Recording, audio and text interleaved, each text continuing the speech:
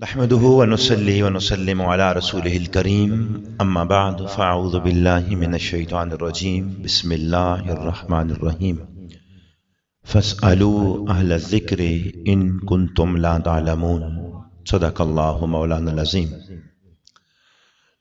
صلى الله على النبي الأمي صلى الله عليك يا رسول الله وعلى آلك وأصحابك يا سيدي يا حبيب الله۔ تمام تر تعریفیں ہیں اللہ رب العالمین کے لیے جو کل جہانوں کا پیدا فرمانے والا ہے، وحدہ لا شریک، علیم بذات الصدور اور علی کل شیء قدیر کی عظمتوں کا مالک ہے۔ بے حد و بے حساب درود و سلام تاجدار کائنات، فخر موجودات، نبی رحمت، تاجدار ختم نبوت، تاجدار حرم، شہر یار ارم، آقا کریم جناب حضرت محمد مصطفیٰ احمد مجتبیٰ صلی اللہ تعالی علیہ وآلہ وبارک وسلم کی ذات بابرکات پر کہ خالق کائنات نے جنہیں کل جہانوں کے لیے رحمت بنا کر اس کائنات میں مبعوث فرمایا ہے۔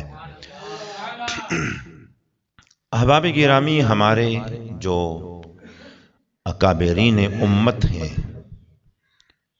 ان میں دو طبقات ہیں۔ ایک طبقہ ہے محدثین کا اور ایک طبقہ ہے فقہاء کرام کا۔ قرآن مجید فرقان حمید نبی پاک صلی اللہ تعالی علیہ وآلہ وبارک وسلم پہ نازل ہوا۔ سیدنا حضرت ابو بکر صدیق رضی اللہ تعالی عنہ کے دور خلافت میں قرآن پاک کو جمع کیا گیا اور کتابی شکل میں لغت قریش میں سیدنا حضرت عثمان غنی رضی اللہ تعالی عنہ کے دور خلافت میں اس کو مکمل کر کے امت تک پہنچا دیا گیا۔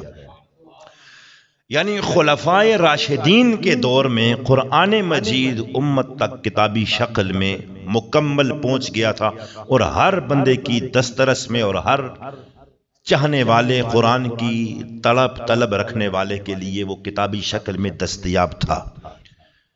لیکن اب مسئلہ تھا نبی پاک صلی اللہ تعالی علیہ وآلہ وبارک وسلم کے فرامین مقدسہ، احادیث مبارکہ جو نبی پاک صلی اللہ تعالی علیہ وآلہ وبارک وسلم کی تھی انہیں بھی جمع کیا جائے۔ ابھی تک کوئی پراپر طریقہ کار کتابت کا احادیث مبارکہ کا نہیں تھا، نہ انہیں جمع کی گئی تھی۔ صحابہ کرام کو حفظ تھیں، نبی پاک صلی اللہ علیہ وسلم کی حدیثیں یاد تھیں، فرامین مصطفیٰ کریم علیہ السلام۔ لیکن اب صحابہ کرام بھی دنیا جہاں میں منتشر ہو گئے تھے، کوئی کوفہ چلے گئے، کوئی عراق چلے گئے، کچھ مصر چلے گئے، کچھ شام چلے گئے اور کئی دوسرے بلاد عرب میں پھیل گئے۔ محدثین کرام نے نبی پاک صلی اللہ تعالی علیہ وآلہ وبارک وسلم کی احادیث مبارکہ کو جمع کرنے کا بیڑا اٹھایا اور انہوں نے اس کام میں محنت کرنے کی حد کر دی۔ اپنی ساری زندگیاں محدثین کرام نے احادیث مبارکہ کو جمع کرنے میں لگائیں۔ امت رسول پاک صلی اللہ تعالی علیہ وآلہ وبارک وسلم پر محدثین کرام کا بہت بڑا احسان ہے۔ آج جتنی حدیثیں نبی پاک صلی اللہ علیہ وسلم کے فرامین مقدسہ ہمیں جتنے بھی آج کتابی شکل میں ملتے ہیں، وہ بخاری مسلم سے لے کر صحاح ستہ اور دیگر جتنی بھی کتب حدیث ہیں، یہ ساری کی ساری ہمیں آج ایک لائبریری میں ایک چھت کے نیچے دستیاب ہوتی ہیں اور اپنی مرضی کی چوائس جس حدیث کی کتاب کو نکالنا چاہیں ہم نکال کے سامنے رکھتے ہیں اور اس کو مطالعہ کرتے ہیں، پڑھتے ہیں، اپنے ایمان کو جلا بخشتے ہیں اور اپنے عقیدوں کا تحفظ بھی کرتے ہیں، اور سرکار مصطفیٰ کریم کے ان نوری ہونٹوں سے نکلے ہوئے نورانی الفاظ کو پڑھ کے ہمیں تسکین بھی ہوتی ہے اور روح کو قرار و چین بھی نصیب ہوتا ہے۔ یہ سب کچھ تو آج ہمیں دستیاب ہے، لیکن یہ ایسے اکٹھا ملا نہیں۔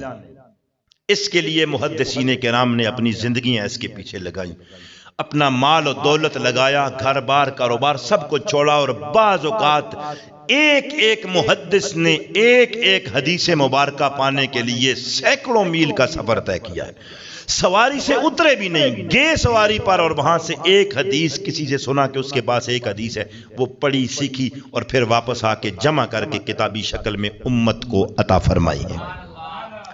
لیکن یہ محدثین کرام کا شعبہ تھا، انہوں نے حدیث مبارکہ کو جمع کیا، سرکار کے سارے فرامین کو جمع کیا اور کوشش کی آقا کریم صلی اللہ علیہ وسلم کے نوری الفاظ جتنے بھی تھے ان سب کو جمع کر کے امت مصطفیٰ تک پہنچایا جائے، اور انہوں نے اس کا حق ادا کر دیا۔ آج حضرت امام بخاری، حضرت امام مسلم، ابو داؤد ہوں، نسائی ہوں، امام ترمذی ہوں، جتنے بھی محدثین کرام ہیں وہ سارے آج اپنے مزارات میں آرام فرما ہیں، اور ان کی وہ محنت شاقہ جو انہوں نے صحراؤں کی خاک چھانی، ریگزاروں کی خاک چھانی، فاقے کاٹے، لیکن انہوں نے ایک ایک چن چن کر نبی پاک علیہ السلام کی فرمان مقدسہ کو جمع کیا، جو آج امت مصطفیٰ صلی اللہ علیہ وسلم کے پاس جمع ہے۔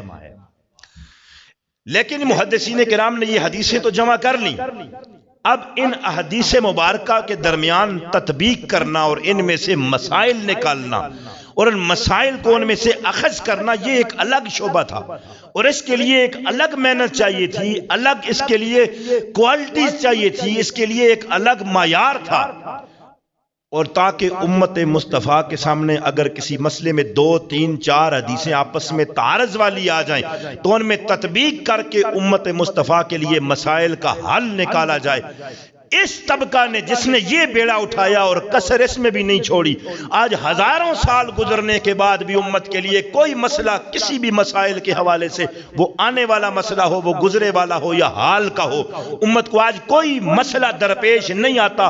ہر چیز کا نچوڑ قرآن اور حدیث کی روشنی میں نکال کر امت کے سامنے آج سے سینکڑوں سال پہلے اسے مدون کر کے، تدوین کر کے اسے امت کے سامنے رکھا۔ اس عظیم طبقے کو جنہوں نے اپنا خون جگر لگا دیا اس کام کے اندر، جنہوں نے اپنی ساری زندگیاں اس مقدس مشن میں لگائیں، امت کے اس عظیم طبقے کو فقہائے کرام کہتے ہیں۔ اور ان فقہائے کرام جو صاحبان علم تھے، جنہوں نے قرآن اور حدیث کا نچوڑ نکال کے، مغز نکال کے، لبے لباب نکال کے، ہر مسئلے کی، وہ مسئلہ تجارت کا ہو، مسئلہ کاروبار کا ہو، وہ نکاح کا ہو، وہ طلاق کا ہو، وہ معاشی ہو، معاشرتی ہو، کسی حوالے سے کوئی بھی مسئلہ امت کو درپیش ہے، اس کا نچوڑ قرآن و حدیث سے نکال کر امت کے لیے مدون اور تدوین کر کے پیش کر دیا۔ اس عظیم طبقے کو میرے پاک نبی صلی اللہ علیہ وسلم کی امت میں فقہائے کرام کا طبقہ کہا جاتا ہے۔ اور اس فقہا میں جو ہمیں امام الفقہا نظر آتا ہے، ان ائمہ کرام میں جو امام الائمہ ہے، جو سراج الامہ ہے، اس فقہائے کرام کے طبقے میں جو سرخیل نظر آتا ہے، جو سب سے عرفہ و اعلیٰ نظر آتا ہے، جو سب سے بڑا نظر آتا ہے، جو سب سے باکمال نظر آتا ہے، جو سب سے زیادہ محنت کرنے والا نظر آتا ہے، جو سب سے زیادہ ذہین، فطین، امین نظر آتا ہے، دنیا اسے امام اعظم ابو حنیفہ کہتی ہے، اور نام نامی ان کا نعمان بن ثابت رحمت اللہ علیہ تعالی ہے۔ حضرت امام اعظم ابو حنیفہ رحمت اللہ علیہ تعالی جو صحیح معنوں میں امام اعظم ہے، محدثین کی صف میں دیکھا جائے تو محدثین دست بستہ ہو کہ انہیں امام اعظم کہتے ہیں، فقہا کی صف میں دیکھا جائے تو ہمیں سارے فقہا میں، سارے ائمہ میں بھی یہ ذات امام اعظم نظر آتی ہے۔ صوفیاء کے طبقے میں اگر دیکھا جائے تو اللہ کی ضربیں لگانے والے، تزکیہ نفس کا بیڑا اٹھانے والے صوفیاء کرام بھی ہمیں امام اعظم کی بارگاہ میں ہاتھ باندھ کے انہیں امام اعظم کہتا ہوا نظر آتے ہیں۔ احباب گرامی، حضرت امام اعظم ابو حنیفہ رحمت اللہ علیہ تعالی جن کی نسبت سے ہم سارے حنفی ہیں، اور اس پوری امت میں 3 حصے امت آج جن قوانین کو فالو کر کے شریعت مطہرہ پر عمل پیرا ہے وہ حنفی کہلاتے ہیں، اور فقہ اول کے اولین تدوین کرنے والے، مرتب کرنے والی جس عظیم شخصیت کا نام ہے حضرت امام اعظم ابو حنیفہ رحمت اللہ علیہ تعالی، آج ہم نے انہی کا ذکر خیر کرنا ہے۔ امام اعظم جہاں دیگر فضیلتوں میں اعظم ہیں، جہاں دیگر خصائل میں سب سے افضل و اعلیٰ نظر آتے ہیں، وہاں ہمیں چاروں امام میں سے امام مالک ہوں، امام شافعی ہوں، امام احمد بن حنبل ہوں، یا ہمارے امام ابو حنیفہ ہوں، ان چار امام ہیں۔ ان چاروں ائمہ کرام میں جہاں دیگر فضیلتیں امام اعظم ابو حنیفہ رحمۃ اللہ علیہ تعالیٰ کو حاصل ہیں، وہاں آپ کو یہ بھی فضیلت حاصل ہے کہ آپ تابعی ہیں، تابعی ہیں۔ آپ اس صدی میں پیدا ہوئے جس صدی کے بارے میں میرے کریم آقا صلی اللہ علیہ وسلم نے ارشاد فرمایا تھا، خیر القرون قرنی، میرا زمانہ سارے زمانوں سے بہتر ہے۔ وہ صدی، اس صدی میں اس دنیا میں تشریف لائے جو زمانوں میں سب سے بہتر ہے۔ اس صدی میں دنیا میں آپ تشریف لائے جو صدی میرے پاک نبی کے ظاہری حیات طیبہ کی صدی ہے۔ اور اس وقت حضرت امام اعظم علیہ رحمہ دنیا میں تشریف لائے کہ جس وقت جس زمین پر نبیوں کے بعد سب سے جو بہترین جماعت ہے، میرے پاک نبی صلی اللہ علیہ وسلم کے صحابہ کرام بنفس نفیس زمین پر موجود تھے۔ 22 صحابہ کرام اس وقت دنیا میں موجود تھے جس وقت حضرت امام اعظم ابو حنیفہ رحمۃ اللہ تعالیٰ کی ولادت ہوئی۔ 80 ہجری میں آپ کی ولادت ہوتی ہے، اور صحابہ کرام سے باقاعدہ دیدار پا کے اس مقام پر اللہ رب العالمین نے آپ کو فائز کیا جس کے بارے میں میرے آپ کے کریم آقا صلی اللہ علیہ وسلم نے ارشاد فرمایا، جس نے حالت ایمان میں مجھے دیکھا یا پھر جس نے میرے دیکھنے والے کو دیکھا، اللہ رب العالمین نے اسے جہنم سے آزاد فرما دیا ہے۔ وہ مقام عظیم اللہ رب العالمین نے حضرت امام اعظم ابو حنیفہ رحمۃ اللہ علیہ تعالیٰ کو عطا فرمایا ہے کہ آپ نے امت مصطفیٰ علیہ تحیت و ثنا کی بہتری کے لیے، امت رسول کی بھلائی کے لیے ساری زندگی نبی رحمت صلی اللہ تعالیٰ علیہ وآلہ وبارک وسلم کے دین کی پہراداری، ان کی خدمت میں اپنی ساری زندگی لگا دی۔ کوفہ میں پیدا ہوئے۔ کہاں پہ؟ کوفہ کے اندر آپ پیدا ہوئے، اور کوفہ بڑا تاریخی شہر ہے، علمی حوالے سے بھی مرکز تھا، گہوارہ تھا۔ اور اس سے پہلے آپ کا نام نعمان، آپ کے والد کا نام ثابت، آپ کے دادا کا نام بھی نعمان۔ حضرت علی رضی اللہ تعالی عنہ سے خصوصی پیار تھا آپ کے دادا جان حضرت نعمان کو۔ گویا یہاں بھی مولا علی کا فیض تھا، خصوصی محبت تھی حضرت نعمان کو۔ امام اعظم ابو حنیفہ کے دادا جان کی بات کر رہا ہوں، خصوصی اس وقت کے لحاظ سے کوفہ میں فالودہ تیار کیا جاتا تھا، بادشاہوں کی غذا تھی، بڑے بڑے امیر نواب یہ فالودہ کھایا کرتے تھے، اور آپ کے دادا بہت بڑے تاجر تھے، بہت امیر کبیر آدمی، بڑی چاہت اور محبت کے ساتھ فالودہ تیار کروا کے آپ کے دادا حضرت مولا علی شیر خدا کی خدمت میں پیش کیا کرتے تھے۔ اور جس وقت آپ کے والد صاحب کی ولادت ہوئی، جناب ثابت کی، جب پیدا ہوئی تو بچے کو اٹھا کر جھولی میں آپ کے دادا کہاں لے کر گئے؟ حضرت مولا مرتضیٰ علی شیر خدا رضی اللہ تعالی عنہ کی خدمت اقدس میں جا کے عرض کی، یہ میرا بیٹا پیدا ہوا ہے ثابت، اس کے لیے دعا بھی کریں، اسے گھٹی بھی عطا فرمائیں۔ لوگ کس کے گھر میں نعمان پیدا ہو رہے ہیں؟ امام اعظم ابو حنیفہ کس پشت اور کس صلب سے سور کر کے آ رہے ہیں جہاں سے خیرات باب مدینۃ العلم کی مل رہی ہے۔ مولا علی شیر خدا نے نہ صرف حضرت ثابت کے لیے دعا کی بلکہ اپنے لحاب دہن کی گٹھی حضرت امام اعظم ابو حنیفہ کے والد گرامی حضرت ثابت کے منہ میں ڈالی۔ آگے جتنا علم کا، جتنا معرفت کے، جتنے دریا بھی بہے ہیں، اس کے پیچھے فیض علوی ہے۔ مولا مرتضیٰ علی شیر خدا رضی اللہ تعالی عنہ نے بارگاہ مصطفیٰ سے پایا ہوا وہ فیض آپ کے والد گرامی کے ذریعے سے حضرت امام اعظم ابو حنیفہ کو عطا فرمایا۔ 17 ہجری میں کوفہ شہر آباد ہوا۔ آباد کرنے والے کون ہیں؟ سیدنا حضرت فاروق اعظم رضی اللہ تعالی عنہ۔ کوفہ شہر کو آباد کیا اور پھر وہاں آپ نے خصوصی طور پر معلم بنا کر بھیجا، کسے؟ سیدنا حضرت عبداللہ بن مسعود رضی اللہ تعالی عنہ، بڑی شان والے صحابی ہیں حضرت عبداللہ بن مسعود رضی اللہ تعالیٰ عنہ۔ جناب حضرت حذیفہ فرماتے ہیں میں نے عادات و اطوار میں صحابہ کرام میں سے کسی کو بھی رسول پاک صلی اللہ علیہ وسلم کی مشابہت میں حضرت عبداللہ بن مسعود رضی اللہ تعالیٰ عنہ سے زیادہ نہیں دیکھا۔ اتنا رسول پاک صلی اللہ علیہ وسلم کے قریب تھے، سابقون الاولون میں سے تھے، پہلے ایمان لانے والوں میں۔ رسول پاک علیہ السلام کو حضرت عبداللہ بن مسعود رضی اللہ تعالیٰ عنہ سے اتنا پیار تھا کہ آپ رسول پاک علیہ السلام کے گھر میں آتے جاتے تھے، صحابہ فرماتے ہیں ہم نے کلمہ پڑھا، مسلمان ہوئے۔ ابتدائی دنوں میں عبداللہ بن مسعود اس طرح نبی پاک کے گھر میں آتے جاتے تھے، ہم یہ سمجھتے تھے شاید یہ بھی آل بیت کا حصہ ہے، شاید یہ بھی نبی کے گھر والوں میں سے ہیں، یہ حصہ رکھنے والے ہیں ان میں سے۔ حضرت عبداللہ بن مسعود رضی اللہ تعالی عنہ فقیہ صحابی ہیں۔ نبی پاک صلی اللہ علیہ وسلم نے فرمایا 4 صحابہ سے قرآن سیکھو۔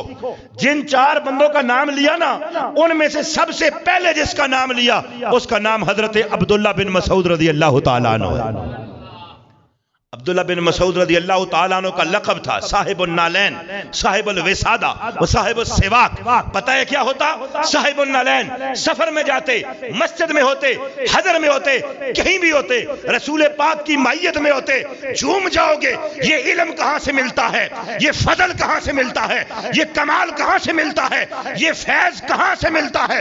صحابہ میرے نبی کی بارگاہ میں بیٹھتے، کوئی کس نیت سے بیٹھتا، کوئی کیا مسئلہ پوچھنا چاہتا، کوئی کیا حاجت لے کے آتا، کوئی کیا دکھڑا سنانے کے لیے بیٹھتا، کوئی کیا درد بیان کرتا، کوئی کیسے تسکین پاتا، کوئی کیسے نبی رحمت صلی اللہ علیہ وسلم کی بارگاہ سے فیض یافتہ ہونے کی تمنا لے کر آ کے بیٹھتا اور فیض پاتا۔ لیکن ان سارے صحابہ میں سارے صحابہ شان والے، عظمت والے، خوب خوب خیرات پائی اور جھولی بھری آقا کریم علیہ السلام کی بارگاہ سے۔ لیکن پتا ہے یہ کتنے خوشبخت صحابی ہیں؟ ابن ام حبد عبداللہ بن مسعود، ہر صحابی جس رنگ میں خیرات پاتا مصطفیٰ کی بارگاہ میں تو پا لیتا، اور عبداللہ بن مسعود کا ایک ہی کام تھا، سرکار مبارک آقا کریم اپنے جوتے جب بھی اتارتے، نالین مبارک اتار کر مسجد میں جاتے، مصلی پہ جاتے، یا جب بھی آقا جوتے اتارتے، بس سارے صحابہ میں حضرت عبداللہ بن مسعود کی ڈیوٹی تھی ان جوتوں کو اٹھا کے جھاڑ کے اپنے سینے کے ساتھ لگا دیا کرتے تھے۔ سرکار کے نالین سنبھالتے حضرت عبداللہ بن مسعود، مسواک پکڑی ہوتی، سرکار طلب فرماتے تو مسواک پیش کرتے، وضو کا لوٹا بھر کے پاس پکڑا ہوتا، جب کبھی سرکار مدینہ آقا کریم صلی اللہ علیہ وسلم نے وضو کرنا، لوٹا بھر کے عبداللہ بن مسعود لائن میں کھڑے ہوتے بالکل سامنے، فوراً پیش کرتے، حضور یہ آپ کا یہ لقب بڑا صاحب النالین والوسادہ والسواک، میں وہ جو رسول پاک صلی اللہ علیہ وسلم کے جوتے اٹھانے والا ہے وہ عبداللہ بن مسعود رضی اللہ تعالیٰ۔ اچھا تھے بڑے کمزور سے، جسمانی حوالے سے بالکل پتلی پتلی ٹانگیں، بالکل کمزور سے۔ ایک دفعہ نبی پاک صلی اللہ علیہ وسلم نے انہیں درخت پہ چڑھایا، تو ظاہر ہے پتلا آدمی ذرا پھرتیلا ہوتا ہے نا، تو درخت پہ کسی چیز کے لیے کوئی اتارنا تھا یا کوئی کام تھا، سرکار نے انہیں درخت پہ چڑھایا، تو یہ کھجور کے درخت تھے، تو یہ چڑھ گئے اوپر۔ اب ٹانگیں بہت پتلی تھی ان کی، اوپر چڑھے تو صحابہ کرام ان کی ٹانگوں کو دیکھ کے نہ مسکرانے لگے، ہنسنے لگے کہ اتنی پتلی پتلی ٹانگیں، بالکل پتلی پتلی پنڈلی۔ تو یہ صحابہ مسکرانے لگے کہ عبداللہ اتنی پتلی پتلی ٹانگیں آپ کی؟ نبی رحمت صلی اللہ علیہ وسلم نے دیکھا، فرمایا اے عبداللہ بن مسعود رضی اللہ تعالیٰ عنہ کی پتلی ٹانگوں کو دیکھ کے ہنس رہے ہو، تمہیں بظاہر دیکھنے میں تو یہ ٹانگیں عبداللہ بن مسعود کی بہت پتلی نظر آتی ہیں، لیکن اللہ اگر ان ٹانگوں کو میزان پر رکھ کر تولے تو خدا کی قسم یہ جو پتلی ٹانگیں تمہیں عبداللہ بن مسعود کی نظر آتی ہیں احد پہاڑ سے بھی زیادہ وزنی اللہ کی بارگاہ میں نکلنے والی ہیں۔ یہ مقام تھا حضرت عبداللہ بن مسعود رضی اللہ تعالیٰ عنہ کا۔ انہیں محلم بنا کر فاروق اعظم رضی اللہ تعالیٰ عنہ نے کوفہ بھیجا، مرکز بن گیا کوفہ علم کا۔ صرف عبداللہ بن مسعود ہی نہیں گئے بلکہ 1500 صحابہ کرام منتقل ہو کر کوفہ میں ڈیرا لگا لیا، علم کا گڑھ بن گیا، رسول پاک صلی اللہ علیہ وسلم کی حدیثوں کا گڑھ بن گیا، محدثین کا گڑھ بن گیا، اور جو 1500 صحابہ کرام شہر کوفہ میں آ کے بسے ان میں سے 70 سے زیادہ بدری صحابہ تھے، 700 سے زیادہ بیعت رضوان والے صحابہ تھے جنہوں نے وہ بیعت رضوان میں حصہ لیا تھا، مالک کونین نے جن کی عظمتوں کو بیان فرمایا، وہ 700 سے زیادہ صحابہ یہ بھی کوفہ منتقل ہو گئے، اور پھر سارا علم کا گوارا تو بنا ہوا تھا، جو کسر رہتی تھی وہ بھی پوری ہو گئی۔ مولا مرتضی علی شیر خدا بھی کوفہ میں شفٹ ہو گئے، دارالحکومت بنا لیا شہر کوفہ، اب تو مرکز اسلامی ریاست بھی بن گیا، مدینہ سے دارالحکومت کوفہ شفٹ ہو گیا، مولا علی بھی تشریف لے آئے، عبداللہ بن مسعود رضی اللہ تعالیٰ عنہ ہزارہ محدثین اور فقہا کو پڑھا کے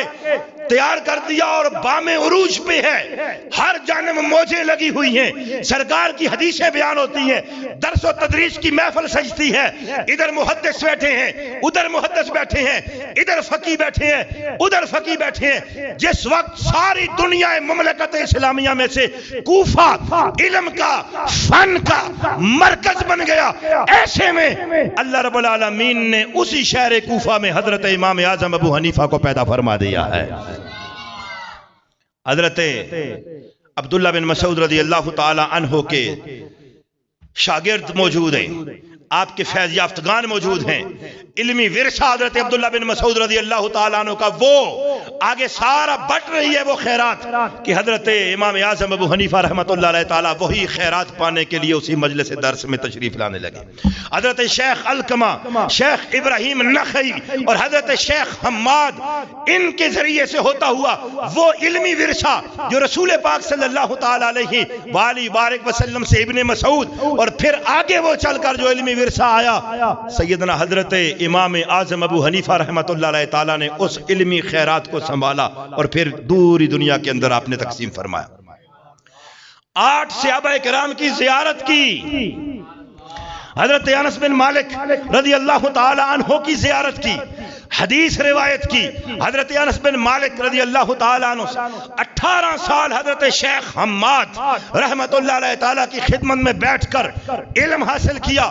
آخری دور حکومت تھا بنو امیہ کا، حکمرانوں کے ساتھ آپ کے اختلافات ہو گئے، کوفہ چھوڑ کر آپ مکہ المکرمہ تشریف لے گئے اور مکہ میں 7 سال رہے، اور 7 سال آپ نے وہاں اس وقت کے عظیم محدث حضرت عطا بن ابی رباح رضی اللہ تعالیٰ عنہ کی خدمت میں بیٹھ کر رسول پاک کی حدیث پڑھی ہے، اور پھر فقہ کو مدون کیا ہے، تدوین کیا ہے۔ فقہ کو مدون کرنے کے بانی ہیں حضرت امام اعظم ابو حنیفہ، اور اصول وضع فرمائے، قوانین وضع فرما کے انہیں لکھوایا، انہیں تحریر کروایا۔ بعد میں آنے والی وہ فقہ شافعی ہو یا وہ فقہ حنبلی ہو، یہ مرہون منت ہے فقہ حنفی کی، اسی لیے انہیں امام اعظم کہتے ہیں کہ بعد میں آنے والوں نے قرآن و حدیث سے نچوڑ تو نکالا، لیکن فقہ کو مدون کرنے میں، لکھنے میں، ترتیب دینے میں جتنے اصول اور قوانین اختیار کیے گئے وہ سارے مرتب کیے ہوئے تھے میرے اور آپ کے امام، کروڑوں اربوں حنفیوں کے امام جناب حضرت امام اعظم ابو حنیفہ رحمۃ اللہ علیہ تعالیٰ کی۔ آپ اندازہ کیجئے کہ وہ دور پایا امام اعظم ابو حنیفہ رحمۃ اللہ علیہ تعالیٰ نے۔ آج 2 ٹکے کے ملا، آج جنہیں بازار سے حدیث مبارکہ کی کتب دستیاب ہیں، آج جنہوں نے ایک لائبریری میں بخاری اور مسلم اور صحاح 6 کی حدیثوں کو جمع کیا، وہاں سے نکالا، پڑھا، کاپی کیا، ساتھ لکھا، اور لکھ کر انہوں نے منہ کھولے حضرت امام اعظم ابو حنیفہ پر۔ لیکن یاد رکھو حضرت امام اعظم ابو حنیفہ حدیث کی خدمت اس وقت کر رہے تھے جب امام بخاری پیدا بھی نہیں ہوئے تھے، جب امام مسلم پیدا بھی نہیں ہوئے تھے، ابھی حضرت امام ترمذی کی ولادت نہیں ہوئی، ابو داؤد و نسائی دنیا میں تشریف ہی نہیں لائے، ابھی ان کی ولادت نہیں ہوئی، ابھی حدیث جمع نہیں ہوئی، ابھی تو تدوین حدیث کی ابتدائی مراحل ہے، ابھی تو انہوں نے کئی سالوں بعد دنیا میں آنا ہے۔ ابھی یہ محدثین، یہ سارے حدیث پاک کی خدمت کرنے والے قابل احترام ہیں، کوئی جواب نہیں امام بخاری کا، بے مثال محنت ہے امام مسلم کی بھی، کوئی نظیر اور مثال نہیں ہے امام ابو داؤد، امام ترمذی، امام نسائی کی بھی، لیکن یہ تو ابھی دنیا میں آئے بھی نہیں ہیں، کتابیں تو بعد میں لکھی گئی ہیں۔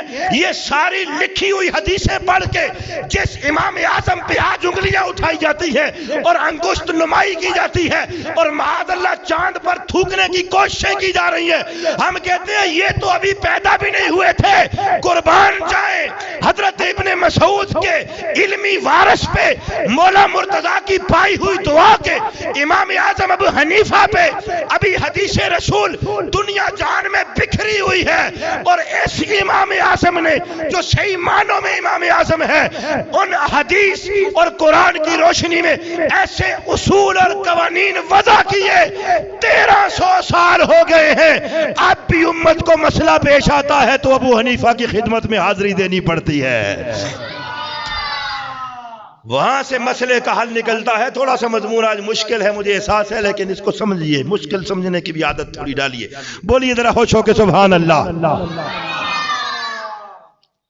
حضرت امام بخاری رحمت اللہ علیہ تعالی، آج لوگوں کی سوئی جا کے اٹک جاتی ہے نا بخاری پہ. یہ لکھا ہے بخاری میں، یہ لکھا ہے بخاری میں. ہم کہتے ہیں بالکل صحیح کہتے ہو، یہ بخاری میں لکھا ہے، لیکن آؤ آپ کو حقیقت بتاؤں. حقیقت سے نظریں نہ چرائیے. حضرت امام بخاری کے 7 استاذ، کیا استاد؟ حضرت امام بخاری کے 7 استاد حضرت امام اعظم ابو حنیفہ کے شاگردوں کے شاگرد ہیں. شاگردوں کے شاگرد ہیں. 7 اساتذہ کرام بشمول حضرت عبداللہ بن مبارک رحمت اللہ علیہ تعالی امیر المومنین فی الحدیث ہیں، حضرت امام بخاری کے استاد ہیں. وہ تو براہ راست حضرت امام اعظم ابو حنیفہ کے شاگرد ہیں، اور وہاں سے بیٹھ کر انہیں فیض پایا. ہم یہ کہتے ہیں جن کے شاگردوں نے بخاری لکھی، جن کے شاگردوں کے شاگرد مسلم و نسائی و ابو داؤد و ترمذی اور ابن ماجہ جیسے محدث پیدا ہو گئے، تو پھر خود سوچو جن کے شاگردوں میں اتنے بڑے محدث پیدا ہوئے، وہ خود حدیث کا کتنا بڑا عالم ہوگا. یہ اعتراض آج حضرت امام اعظم ابو حنیفہ پہ کیا جاتا ہے کہ انہیں حدیثیں نہیں آتی تھی.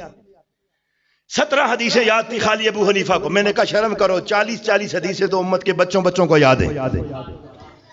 40 حدیثیں تو آج ہمارا جو پہلے سال میں طالب علم داخل ہوتا ہے اسے پکڑا دو تو 40 حدیثیں تو اسے یاد ہوگی. اور میری امت کے، رسول پاک کی امت کے، اس وقت میری ملت کے بہت سارے مدارس ایسے ہیں جہاں ابتدائی طلبہ کو 40 چھوڑے سینکڑوں حدیثیں زبانی یاد ہیں. تم اس کی بات کر رہے ہو جو امام اعظم ہے.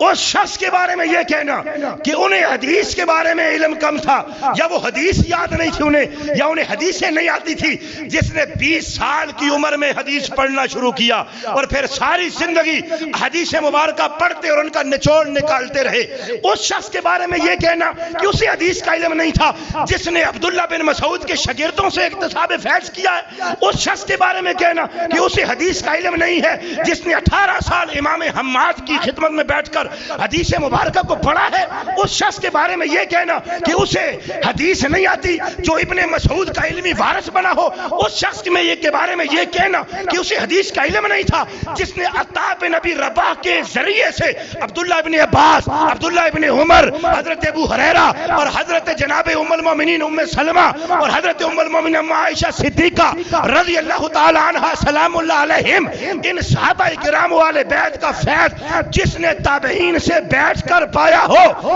جس کے شاگردوں میں محدث ہوں، جس کے شاگردوں میں مفسر ہوں، جس کے شاگردوں میں صوفیاء ہوں، جس کے متبعین متقدین میں چلنے والوں میں سے جن کے مقلدین میں بڑے بڑے اللہ کے ولی حنفی کہلانے پہ فخر محسوس کریں، آپ ان کے بارے میں کہیں کہ انہیں حدیث کا علم نہیں، یہ بغض ہے، حسد ہے، عناد ہے، جلن ہے، اور کچھ ہو سکتا ہے، پر یہ قرین قیاس نہیں ہے.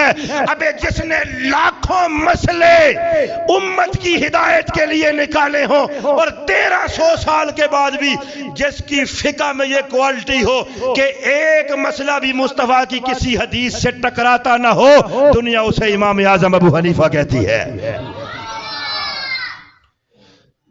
اچھا یہاں میں آپ کو ایک اور بڑے مزے کی بات بتاؤں. دیکھیے اب اگر کوئی مسائل امت کے لیے نکالے نا تو اب کہ اتنا مشکل مسئلہ نہیں، کیونکہ اب سرکار کی حدیث کتابی شکل میں موجود ہے. اب تو ہم جیسے لوگ بھی نیٹ کی سہولت سے فائدہ اٹھا کے 2 حرف لکھنے کی دیر ہے، جس کتاب کو مرضی آئے نیٹ سے ڈاؤن لوڈ کرو، سامنے رکھو، حدیث پڑھو، سند پڑھو، جرح پڑھو، اس کی شروعات پڑھو، جو آگے پڑھو. لیکن اس وقت ابھی ساری حدیث مبارکہ جمع ہی نہیں ہوئی، کتابت نہیں ہوئی. آپ ذہن حاضر رکھیے گا، امام بخاری سب سے پہلے محدث ہیں جنہوں نے حدیث مبارکہ کو جمع کیا 6 میں سے. یہ امام بخاری حضرت امام اعظم ابو حنیفہ کے وصال کے 46 سال بعد پیدا ہوئے. تھوڑا سا ذوق کا اظہار فرمائیں گے آپ؟ تھوڑا سا خشک مضمون ہے لیکن ضرورت ہے اس بات کی. مشکل باتیں ہیں تھوڑی لیکن ہیں بڑی کام والی. 46 سال بعد امام اعظم ابو حنیفہ کے وصال فرما جانے کے بعد حضرت امام بخاری کی ولادت ہوتی ہے صاحب. اب دیکھیے حدیث مبارکہ پوری دنیا میں پھیلی ہوئی ہے. کہاں؟ صحابہ کرام کے سینوں میں ہے حدیث مصطفیٰ جان رحمت کی. کوئی صحابی بصرہ چلا گیا، کوئی صحابی مصر چلے گئے، کوئی صحابہ قسطنطنیہ تشریف لے گئے، کوئی صحابہ عراق میں ہے، کوئی کوفہ چلے گئے، کوئی شام میں ہے. دنیا جہان کے کونے کونے میں صحابہ میرے نبی کے دین کا درد لے کے پھیل گئے. کوئی جہاد کے لیے نکلا، کوئی تبلیغ اسلام کے لیے نکلا، کوئی تعلم کے لیے نکلا، کوئی تدریس کے لیے نکلا. اب حدیثیں پھیلی ہوئی ہیں، جمع نہیں ہوئی. ایسے ماحول میں ساری حدیثیں ایک بندے تک پہنچنا ممکن نہیں. آئی سمجھ بات؟ ذہن میں ہے، مشکل میں نہیں، آسان کوشش کر رہا ہوں آسان کروں. ایک بندے تک ساری حدیثیں پہنچنی مشکل ہے. ممکن؟ بولیے ممکن. آج ممکن ہے. آج کتابی شکل میں ہے میرے نبی کے موتی فرمان. وہ جو محدثین کی قبروں پر اللہ کروڑوں رحمتیں کرے، جنہوں نے اپنا سارا کچھ لگا کر مصطفیٰ کے فرامین کو جمع کر کے ہمیں دے دیا ہے. آج ممکن ہے، تب ممکن نہیں. ساری حدیث مبارکہ ممکن نہیں، لیکن پھر بھی خدا کی قسم وہ بندہ کتنا صاحب نظر ہے، وہ بندہ کتنا صاحب فراست ہے. پتہ نہیں خدا نے اسے کیا کمال دیا ہے، کیا ذہنیت دی ہے، کیا فہم دیا، کیا فراست دی، کیا ادراک دیا، کیا سمجھ بوجھ دی، کیا حافظہ دیا، کیا تقوی دیا، کیا دل کا نور دیا کہ حدیثیں ساری پہنچی نہیں. لاکھوں مسئلے لکھے پر 1300 سال کے بعد اب جب حدیث کی تدوین ہو گئی، احیاء حدیث کا دور ہے، حدیثیں کتابوں میں جمع ہو گئی.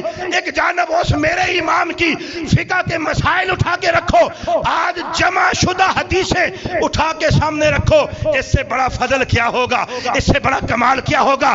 میں اسے امام اعظم نہ کہوں تو کیا کہوں کہ 13 صدیوں بعد بھی جس کی فقہ کا ایک مسئلہ بھی میرے نبی کی حدیث سے ٹکراتا نہیں، بلکہ جو فقہ کا مسئلہ اٹھاؤ اس کے پیچھے میرے نبی کی حدیث روشنی عطا فرما رہی ہے. یہ ہے امام اعظم. کیا بولیے؟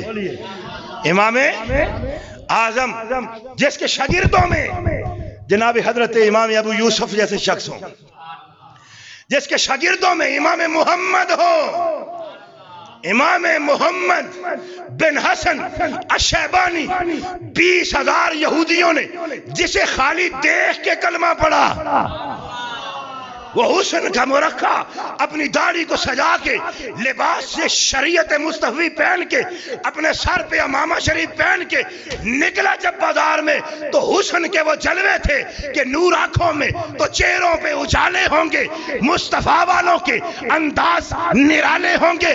یہ شراکہ شریعت مطہرہ میں لپٹا ہوا، یہ نور مجسم مصطفیٰ سے پایا ہوا فیض یافتہ، یہ میرے پاک نبی کے علم کا وارث جب بازار میں نکلا تو 20,000 یہودیوں نے فقط چہرہ دیکھا، بزبان حال پکارے جس امت میں چھوٹا محمد اتنا سونا ہے، اس امت میں بڑے محمد مصطفیٰ کے حسن کا کیا عالم ہوگا.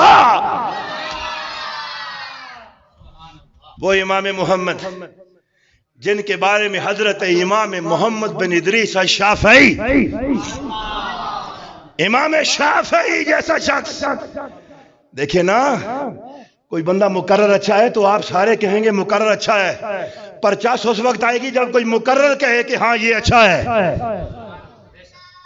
ڈرائیور گاڑی چلائے تو ہم تو سارے ہی کہتے ہیں کہ ڈرائیور بڑی سونی گاڑی ٹورنا، پر تعریف تو اس ویلے جب ڈرائیور آکھن کے بھائی ہے صحیح گاڑی چلانا. اب جس تو یہ ہے، دنیا ساری کہتی ہے، لیکن مزہ تو یہ ہے خود کوئی امام مطہرہ میں سے کوئی امام کہے اور حضرت امام شافعی بولے. آپ نے فرمایا فقہ کے معاملے میں مجھ پر سب سے زیادہ احسانات جس شخص کے ہیں اس کا نام امام محمد ہے. امام محمد بن حسن الشیبانی جس کے قدموں میں بیٹھ کر 10 سال امام شافعی نے پڑھا ہے، جس کے قدموں میں بیٹھ کرنا امام شافعی نے 10 سال مصطفیٰ کی حدیثیں پڑھی، فقہ سیکھی، پڑھی سمجھی، تدوین کی، اس امام محمد جس کے بارے میں امام شافعی نے فرمایا تھا مجھ پر سب سے زیادہ احسانات فقہ کو سمجھنے کے معاملے میں جس شخص کی ہیں وہ امام محمد ہے، اور امام شافعی جس محمد کی تعریف کر رہے ہوں میرے اور آپ کے امام اعظم ابو حنیفہ کا شاگرد ہے۔ جس شخص کو خلافت بنو عباس میں ہارون الرشید نے چیف جسٹس بنایا، قاضی القضاء بنایا، جسے دنیا قاضی ابو یوسف کہتی ہے، پوری مملکت عباسیہ جس کی بارگاہ میں فتوے لیتی ہے، سرکاری طور پر جس کا مذہب چلتا ہے، وہ امام ابو یوسف قاضی کہاں سے آیا؟ وہ حضرت امام اعظم ابو حنیفہ کی بارگاہ میں بیٹھ کے پڑا ہوا ہے۔ اچھا یہ بھی بڑے مزے کا واقعہ ہے۔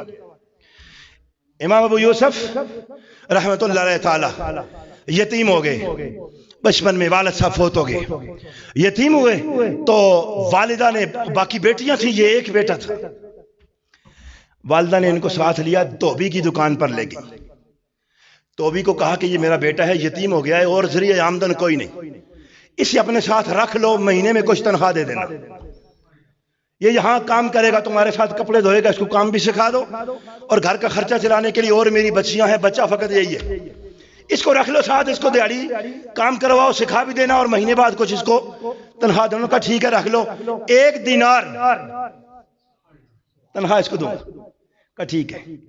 اب جس رستے میں دھوبی کی دکان آتی تھی نا آگے، اسی رستے میں امام اعظم کا مدرسہ تھا، وہاں امام اعظم بیٹھ کر علم کے موتی بکھیرتے، مصطفیٰ جان رحمت کی حدیث، ہم تو چلو بہت نچلے درجے کے لوگ ہیں، آج بھی میرے آقا کی امت کا کوئی بعمل عالم بیٹھ کر سرکار کی حدیث پڑھے تو یقین کرے چس آتی ہے، بندہ کہتا ہے محفل سے اٹھوں نا، اپنے نبی کے فرامین سنتا چلا جاؤں۔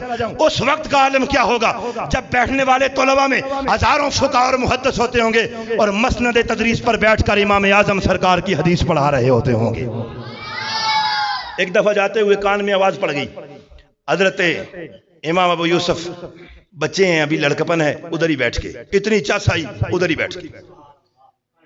اب روز گھر سے آتے مدرسے میں، پیچھے بیٹھتے، امام اعظم جو پڑھاتے سیکھتے، مہینہ گزر گیا، اماں سمجھتی ہے ڈیوٹی پہ جا رہا ہے، امام ابو یوسف کہاں جاتے ہیں؟ امام ابو حنیفہ کی خدمت میں بیٹھ کر سرکار کی حدیث سنتے ہیں۔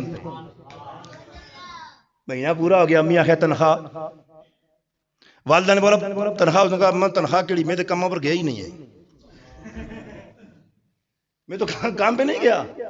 کہاں جاتے ہو؟ میں مدرسے میں، امام ابو حنیفہ کے مدرسے میں دین۔ اچھا یہ مولوی خود تو اتنا امیر کبیر ہے، آپ اور میرے بچے کو خراب کر دیا۔ اماں اٹھی غصے میں، سیدھی مدرسے میں کلاس لگی ہوئی، مولوی صاحب آپ کے پاس تو پیسوں کی کوئی کمی نہیں ہے، امیر ہو۔ کارخانہ تھا امام اعظم کا کپڑے کا، تاجر بھی تھے، بناتے بھی تھے، اور خالی کماتے ہی نہیں تھے، لگاتے بھی تھے، دین پہ لگاتے بھی تھے۔ لگاتے کہتے تھے، یہ واقعہ سن لیں پھر آگے خود سمجھ آ جائے گی، وقت اتنا متحمل نہیں ہے کہ میں اس پر کھول کے بات کروں۔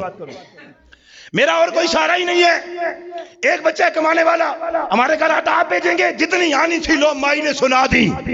صدقے جائیں امام اعظم کے تحمل پر، سنتے ہیں مسکرا رہے ہیں، اور بڑی بڑی باتیں سننی پڑتی ہیں دین کا کام کرنے کے لیے۔ جب وہ مائی اپنے دل کا بڑاس نکال چکی، آپ نے فرمایا اماں خفا نہ ہو، وہاں کپڑے دھونے سیکھنے دے، اس نے یہ کپڑے ہی دھوتا، جو میں سکھا رہا ہوں نا بے غم ہو جا، ایک دن تیرا یہی بیٹا یتیم ہے نا جو ابھی جسے دھوبی کی دکان پہ کپڑے دھونے کے لیے لگا کے آئی ہے، بے فکر ہو جا، جو چیز میں سے دے رہا ہوں کل یہ بادشاہ کے ساتھ تخت پہ بیٹھ کے کھانا کھائے گا۔ انہوں نے کہا مولوی یہ بڑیاں بے بات دیاں گلن، یہ تو بات کی باتیں ہیں، کھائے گا پتہ نہیں کیا ہوگا بادشاہ کے، یہ تو مستقبل کی باتیں ہیں، ابھی ہمارے گھر میں خرچہ نہیں ہے۔ کہا اچھا ٹھیک ہے، وہاں جو دھوبی کی دکان پہ لگایا تھا کتنی تنخواہ فکس ہوئی تھی؟ مائی غصے میں تھی، اس نے کہا 4 دینار۔ آپ نہ بیغم ہو جا، بیٹے کو مدرسے بھیجتی رہے، ہر مہینے کی پہلی تاریخ 4 دینار تیرے گھر پہنچ جایا کرے گی تنخواہ۔ 1-2 دن نہیں، 20 سال حضرت امام ابو یوسف کو خود پڑھایا اپنی درسگاہ میں، اور 20 سال تک میں کیا کیا وصف بیان کروں اس امام اعظم کا، جس نے صرف حدیثیں نہیں پڑھ کے فقہ بنائی، فقہ کے مسئلے ہی نہیں حل کیے، بلکہ امت کے لیے ضروریات کس حد تک مہیا دستیاب اور آسان فرما دی تھی۔ پورے 20 سال تک قاضی ابو یوسف رحمت اللہ علیہ تعالیٰ کے گھر میں آپ ہر مہینے کی پہلی تاریخ تنخواہ ان کے گھر میں ان کی والدہ کو بھیج دیا کرتے تھے۔ پھر بغداد میں عباسیوں کی حکومت آئی، خلیفہ بنا ہارون الرشید، قاضی القضاء بنے امام ابو یوسف، زبیدہ نے گھر سے فلودہ بنا کے بھیجا، اس وقت مشہور ہوتا تھا، شہنشاہوں کی غذا تھی، بنا کے بھیجا۔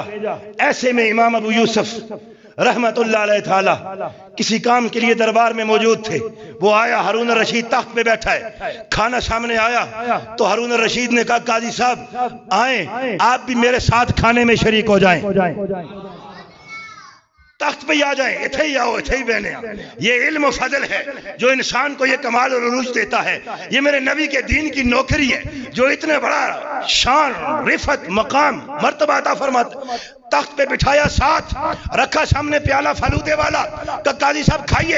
ایک نظر حضرت امام ابو یوسف فلودے والے اس پیالے کو دیکھتے ہیں، ٹپ ٹپ آنسو بہ نکلے، رو پڑے۔ آپ نے فرمایا روتے کیوں ہو قاضی صاحب، یہ کھائیے۔ آپ رو کیوں رہے، اس میں رونے والی کیا بات ہے؟ فرمایا استاد جی کی بات یاد آ گئی، آج ابو حنیفہ نہیں، دنیا سے چلے گئے، میں یتیم تھا، مجھے تو ماں دھوبی کی دکان پر کپڑے دھونے کے لیے لگائی تھی، پھر ماں بڑے غصے میں آئی، پھر ڈانٹا اس نے آ کے امام صاحب کو۔ میرے استاد نے مسکرا کے کہا تھا اما رونا، جو خزانہ میں دے رہا ہوں نا، کل یہ بادشاہوں کے تخت پہ بیٹھ کر بادشاہوں کے ساتھ کھانا کھائے گا، خوشی ضرور ہے پر رونا اس بات پہ آ رہا ہے کہ میرے امام نے اس وقت کتنی سچی بات فرما دی تھی، کتنی سچی بات میرے امام نے فرما دی تھی۔ یہ ہے حضرت امام اعظم ابو حنیفہ کہ میں سیرت و کردار کی جانب جاؤں، آنکھیں کھل جائیں۔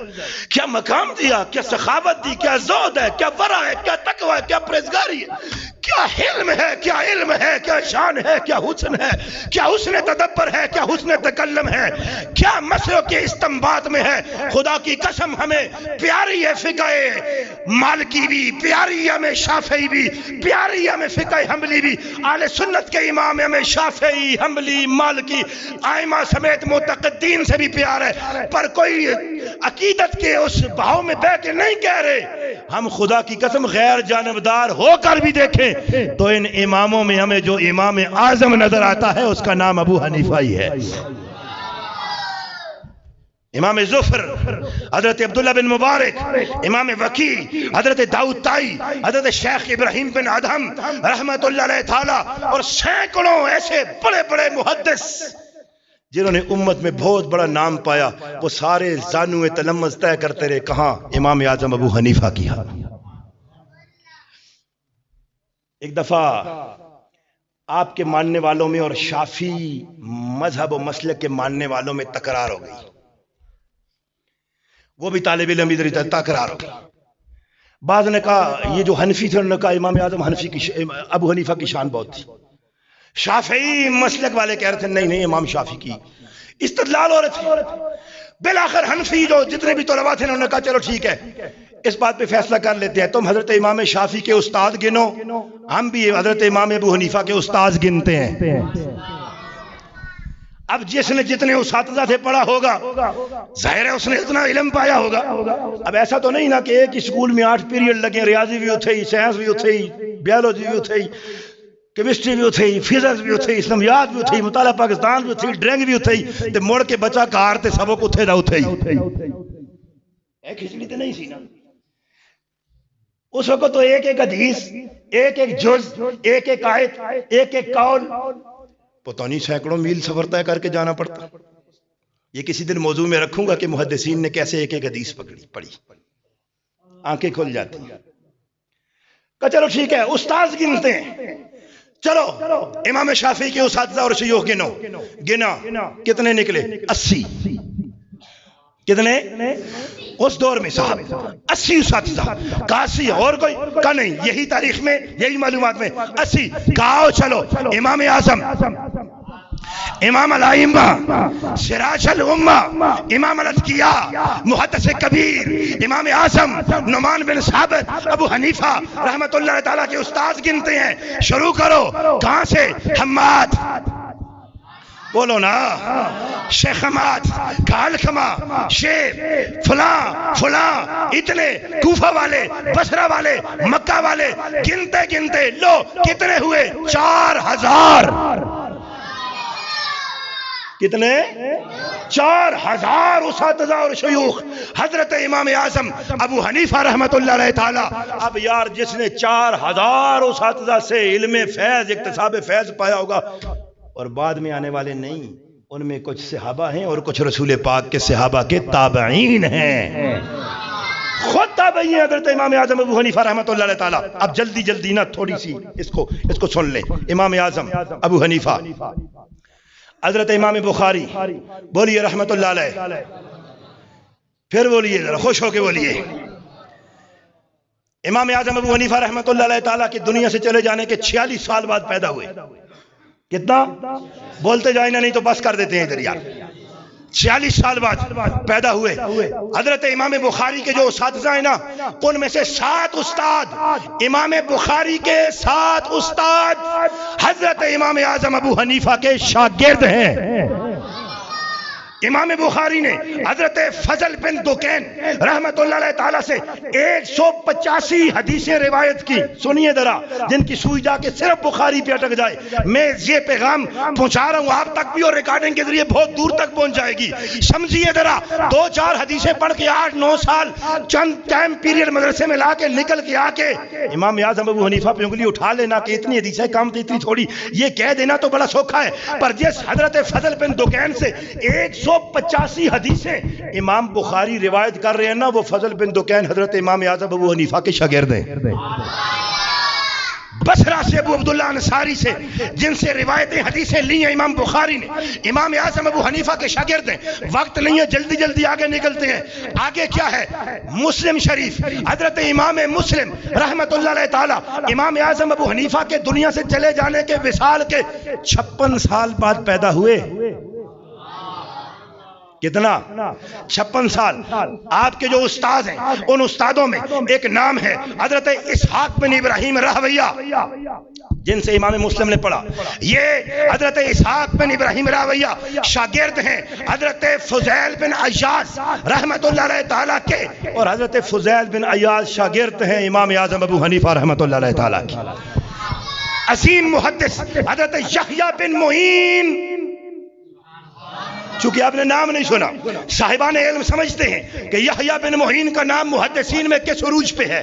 عظیم محدث، کان کھول کے سن لیں وہ لوگ بھی جو یہ عقیدہ رکھتے ہیں، ذہن فکر سوچ رکھتے ہیں کہ امام اعظم کو صرف 17 حدیثیں یاد تھی اور حدیث کے معاملے میں وہ کمزور تھے، معاذ اللہ انہیں یتیم الحدیث تک کہا اور لکھا گیا۔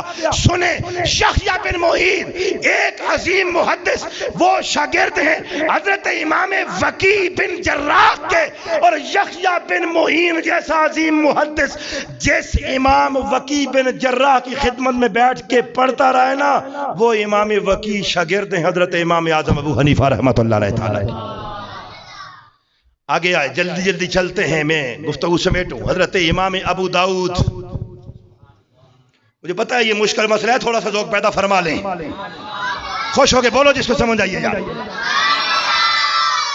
حضرت امام ابو داؤد، آپ کو نہیں پتا کہ میں کتنی قیمتی باتیں کر رہا ہوں، تو جو فرمائیں ذرا، یہ صحافتہ کے محدثین ہیں۔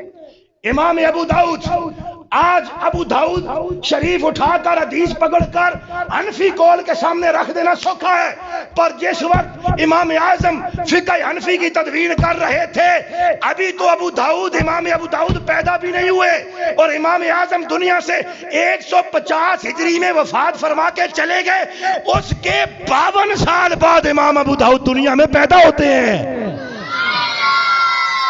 امام ابو داؤد رحمۃ اللہ علیہ تعالی جنہوں نے ابو داؤد شریف لکھی، یہ صحاح ستہ کی 6 کتابیں سن لیں پھر گفتگو سے بیٹھتے ہیں۔ آپ کے استاد جو اساتذہ کرام ہیں نا، ان کی لسٹ میں ایک نام ہے حضرت شیخ ابراہیم بن موسیٰ۔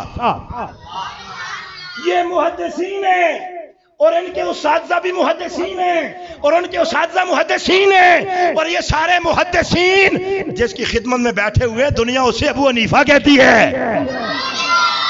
ہم نہیں کہتے۔ وہ امام اعظم ہے ہی امام اعظم، محدثین نے مانا، مفسرین نے مانا، فقہاء نے کہا، صولیاء نے مانا، صلحاء نے مانا، صوفیاء نے کہا، فقہاء نے کہا، اتقیاء نے کہا کہ خدا کے پیارے حبیب مصطفیٰ دان رحمت کے عطا فرمائے ہوئے وہ علم کے تحفے میں سے حد کمال جس نے صحابہ کے بعد پائی ہے، دنیا اسے امام اعظم ابو حنیفہ کہتی ہے۔ ایک نام ہے شیخ ابراہیم بن موسیٰ، یہ شاگرد ہیں حضرت یزید بن زرع کے، اور حضرت یزید بن زرع شاگرد کس کے ہیں؟ امام اعظم ابو حنیفہ کے۔ ایک نام ہے شیخ ہارون بن عبداللہ، یہ شاگرد ہے امام فضل الدین دکین کے۔ امام فضل الدین دکین شاگرد کس کے ہیں؟ امام اعظم ابو حنیفہ کے۔ ایک نام ہے شیخ محدث یعقوب بن ابراہیم کا، یہ استاد ہیں کس کے؟ حضرت امام ابو داؤد کے۔ شاگرد کس کے ہیں؟ یزید بن ہارون کے، اور یزید بن ہارون شاگرد کس کے ہیں؟ امام اعظم ابو حنیفہ رحمۃ اللہ علیہ تعالی۔ اب آئیے ذرا ابن ماجہ، دو استاد گنتے ہیں، لسٹ تو طویل ہے۔ حضرت امام ابن ماجہ حضرت امام ابو حنیفہ کے وصال کے 59 سال بعد پیدا ہوئے۔ چلو کبھی تقریر یہاں کسی نے ایسی سنائی تو مجھے بھی سنانا، اگر نہیں تو پھر کہہ دے سبحان اللہ، ذرا بولیے ذرا۔ ایک شیخ ہے عبداللہ بن محمد بن ابی شیبہ الکونی، یہ استاد ہیں امام ابن ماجہ کے، اور شاگرد ہیں حضرت امیر المومنین فی الحدیث حضرت شیخ عبداللہ بن مبارک کے، اور حضرت شیخ عبداللہ بن مبارک شاگرد ہیں امام اعظم ابو حنیفہ کے۔ امام ترمذی 59 سال بعد دنیا میں تشریف لائے، محدث سے عظیم عباد بن یعقوب کے شاگرد، وہ شاگرد تھے عبادہ بن عوام کے، اور عبادہ بن عوام جس کے شاگرد تھے اس کا نام نعمان بن ثابت امام اعظم ابو حنیفہ ہے۔ امام النسائی حضرت امام ابو داؤد سجستانی کے شاگرد ہیں، یہ شاگرد ہیں یحییٰ بن معین کے، اور یحییٰ بن معین شاگرد ہیں امام اعظم ابو حنیفہ کے۔ تو یار جو سمجھ رکھ کے یہاں جمعہ پڑھتے ہیں نا، سمجھ رکھ کے ذہن حاضر رکھ کے جو جمعہ پڑھتے ہیں، وہ بھی آگے کسی کو جا کے پھڑکنے نہیں دیتے۔ جو ذہن رکھ کے سیکھنے کی نیت سے یہاں آتے ہیں، وہ بھی آگے کہیں بحث و تکرار ہو جائے تو بہت ساروں کو چپ کرانے کی اہلیت وہ بھی رکھتے ہیں، کہتے ہیں جمعہ ہم وہاں پڑھتے ہیں، پھر ہم تو نچلے درجے کے ہیں، بڑے جو اعلیٰ خطبہ ہوتے ہیں، علماء ہوتے ہیں، بعمل علماء ہوتے ہیں، ان کی خدمت میں جنہوں نے بیٹھ کر خالی جمعہ ہی پڑھا ہو، لگتا ہے یہ بہت بڑے کوئی مفتی ہوں گے۔ کہاں پڑھتے ہیں؟ تمہارا یہ انداز تکلم تخاطب استدلال بتا رہا ہے کسی بڑے جانے کو بہنے۔ اتنے بڑے بڑے محدثین جس بندے کے شاگرد ہیں، اس کو خالی 17 حدیث ہی یاد ہیں، شرم نہیں آتی؟ اب آخر میں اس پر صوفیاء کی بات بھی کر لیں۔ ائمہ کی بات رہ گئی، وقت چونکہ اوپر ہو گیا بہت سارا۔ امام مالک کیا فرماتے ہیں امام اعظم ابو حنیفہ کے بارے میں؟ امام شافعی کیا فرماتے ہیں امام اعظم ابو حنیفہ کے بارے میں؟ امام مالک امام دار الہجرہ ہیں، مدینہ میں بیٹھ کر حدیث شریف پڑھاتے ہیں، فقہ وہاں ترتیب دی۔ وہاں بیٹھے بیٹھے کسی بندے نے کہا آپ امام اعظم ابو حنیفہ کے بارے میں کیا کہتے ہیں؟ فرمایا میں کیا کہتا ہوں، یہ سامنے ستون دیکھ رہے ہو نہ لکڑی کا ہے، اگر امام اعظم یہاں بیٹھے علم پر دلائل دیں اور کہے سونے کا ہے تو ابو حنیفہ کو خدا نے اتنا علم دیا تھا کہ اپنے علم کے زور پر لکڑی کے ستون کو سونے کا ثابت کر دیں گے۔ امام شافعی کا قول مشہور زمانہ ہے کہ ہم سارے فقہ والے ابو حنیفہ کی بارگاہ میں بچوں کی طرح ہیں، ان کے عیال ہیں، ان کی بارگاہ سے ہم نے فقہ کو پایا، خیرات جو وہاں امام محمد کے ذریعے سے ملی وہ حضرت امام اعظم ابو حنیفہ رحمت اللہ علیہ تعالیٰ کے ذریعے سے ملی۔ اور صوفیاء کی ایک بہت بڑی جماعت میں سے حضرت داتا گنج بخش، علی بن عثمان حجویری، کشف المحجوب، آپ فرماتے ہیں میں شام گیا، سیدنا مؤذن رسول، عاشق رسول، امام العاشقین حضرت بلال رضی اللہ تعالی عنہ کے روضہ عطر پہ میں حاضر ہوا۔ یہ روزوں مزاروں پہ حاضری دینے کی ریت بڑی پرانی ہے، وہاں حاضری دی میں نے، حضرت بلال کے روضہ پاک کے سر والی جانب بیٹھا، وہاں سو گیا، میری آنکھ لگی، مجھے دیدار نصیب ہوا مصطفیٰ جان رحمت کا، کشف المحجوب داتا گنج بخش علی بن عثمان حجویری، آج سے 1000 سال پہلے گزرنے والا صالحین کی جماعت میں امامت صلحاء حضرت علی بن عثمان حجویری، آپ فرماتے ہیں مجھے خواب میں مصطفیٰ جان رحمت کا دیدار اس وقت نصیب ہوا جب میں شام کے شہر دمشق میں حضرت بلال رضی اللہ تعالیٰ عنہ کے روضہ پاک کے پاس بیٹھ کر سو رہا تھا۔ میں نے دیکھا اللہ کے حبیب تشریف لائے، کسی بوڑھے آدمی کو گود میں اٹھایا ہوا ہے، شفقت فرما رہے ہیں بچوں کی طرح۔ میں نے خواب میں پوچھا آقا جی کون ہے، اتنا خوش نصیب کون ہے جس پر آپ شفقت فرما رہے ہیں، اپنی آغوش محبت میں لیا ہوا ہے؟ آقا کریم نے فرمایا علی بن عثمان جانتا نہیں تیرا امام ہے دنیا جسے ابو حنیفہ کہتی ہے۔ اتنے بڑے امام 2 حکومتوں سے ٹکر لے لی، سلطنت عباسیہ میں ابو جعفر منصور سے اور بنو امیہ کے آخری بادشاہوں سے بھی، پہلے جیل کاٹی، 30 کوڑے مارے گئے، پھر ابو جعفر منصور کے دور میں قید ہو گئی، جیل میں چلے گئے، وہاں بھی یہی سلسلہ شروع کیا، امام محمد کو جیل میں پڑھایا، وہ بھی اگے جیل میں چیسن آئے، وہاں رونق لگ گئی۔ رونق والے بندے کو کیا ہے، پہاڑ کی چوٹی پہ چلا جائے، اس نے اپنی بات تو کرنی نہیں، اس نے بات تو خدا رسول کی کرنی ہے، اور جب بندہ خدا رسول کا درد لے کے نکلے وہ مجلسوں محفلوں مدرسوں مسجدوں خانقاہوں کا محتاج نہیں ہوتا، جدھر وہ چلتا ہے خدا زمانہ ادھر چلاتا ہے۔ یہی وجہ ہے کہ صوفیاء آبادیوں کو چھوڑ کے جا جنگلوں میں بیٹھے، جا پہاڑوں پہ بیٹھے، جا غاروں میں بیٹھے، سنگلاخ چٹانیں چنے، ریگستان چنے، ریگزار چنے، کوہ بیابان چنے، صحرا چنے، وہاں جا بیٹھے، خدا نے زمانے کا رخ ان کے قدموں میں موڑ دیا ہے۔ وہاں بھی وہی محفل علم، وہی محفل معرفت، وہی محفل عرفان، وہی درس، وہی تدریس، وہی حدیثیں، وہی فقہ، وہی موتی، وہی نور۔ جیل میں بھی تقسیم کیا جا رہا ہے، بالآخر صبح بھی کوڑے، شام بھی کوڑے۔ یہ قاضی القضاء کا بہانہ تھا، جرم اہل بیت کی محبت تھی، جرم حضرت امام زید کی حمایت تھی، جرم ان کی نظروں میں یہ تھا، بظاہر تو قاضی القضاء اور چیف جسٹس کا عہدہ تھا، پر اس وقت کی مضبوط ترین حکومت، آج تو ٹوٹے ٹوٹے نا، ایک ہی حکومت اس وقت کی، اس ابو جعفر منصور کے سامنے کھڑا ہو کے کہا جو مرضی ہے کہنا ہے کہہ لو، مجھے یہ عہدہ قبول نہیں۔